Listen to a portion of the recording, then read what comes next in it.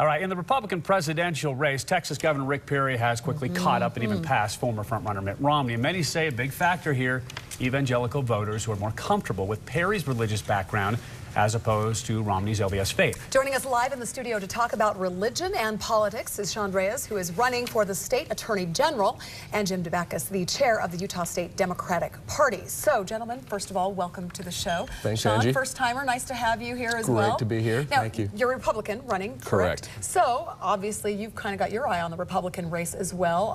Who are you backing? I don't mean to put you on the spot, but who are you backing out there in the presidential race? Haven't made a choice quite yet. I'm supporting a number of good candidates right now and looking to see, but no, haven't made any commitments that way. Being in the state of Utah, did you see this coming, so to speak, when Rick Perry was on the fringe? People said, well, as soon as he comes in, he's going to be the Romney without the religion baggage. Sure, yes, I definitely thought that that was a possibility, and when he came in, I think that in large part why he surged ahead of Mitt Romney right now. So, Jim, do you think that religion does play a role in this presidential election?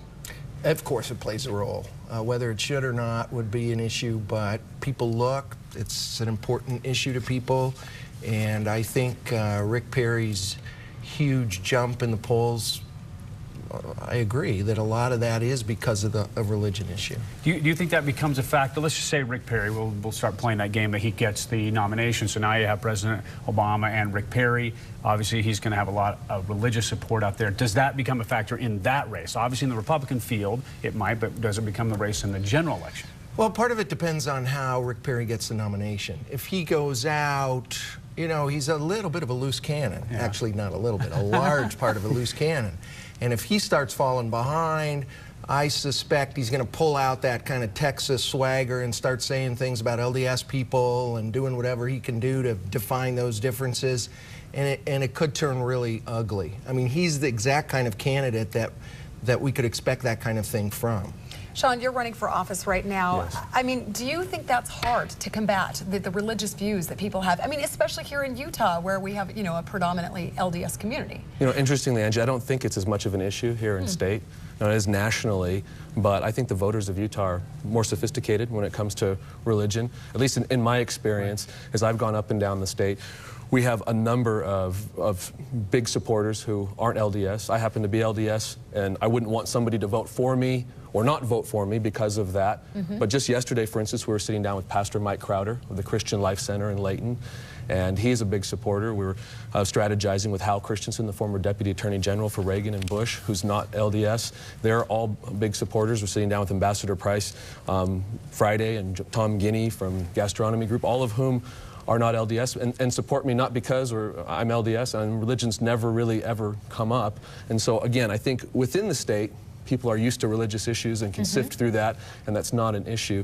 Nationally, though, I do think that's an obstacle that that both Governor Huntsman and Governor Romney are going to have to deal with. And Jim, he's saying not an issue in the state. For Democrats, because often there is just kind of this tag that goes along. Is that an issue in the state? Because they do have to walk a fine line, it seems like, at least with some in the LDS Yes, it is an issue in the state. And one of the chief responsibilities that the Democrats have over the next little while is to say to LDS people all across the state, look at our candidates, look at our common sense approach to government.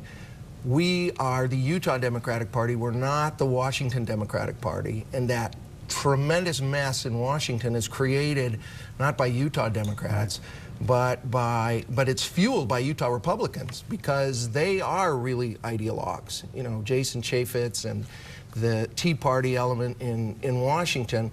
Utah Democrats are not ideologues. They're problem solvers. They want to look at the issues and get things solved, unlike the mess in Washington. So our burden is to say to the voters of Utah, look at our candidates, look at their background, look at their experience, look at their lack of ideology, look at the fact that they really want to get things done, and vote that way. Well, there certainly are a lot of problems to be solved, that's for sure. So everybody who's out there and here in politics has a lot to do, that's for sure. Thank you very much for joining us, both of you. And I understand we're going to be talking to you again a little bit later on, correct? We hope so. Yes. Okay. All Will right. we get paid extra? No, we don't either. Oh, okay. Thank you, Donna.